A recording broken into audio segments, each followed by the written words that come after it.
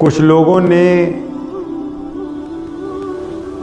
اپنی ذات پر، اپنی برادری پر، اپنے رنگ پر، اپنی نسل پر بڑا فخر محسوس کرنا شروع کیا۔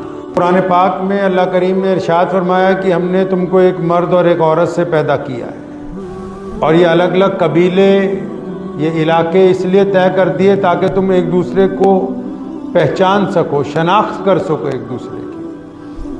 لیکن تم میں تقوی والا جو ہوگا، جس کا کردار اچھا ہوگا، وہی اچھا سمجھا جائے گا۔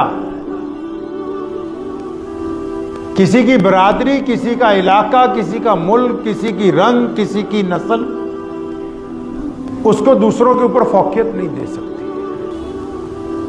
برادری بات جو ہے وہ اسلام میں بالخصوص ہمارے ملک میں ناسور بنتا جا رہا ہے۔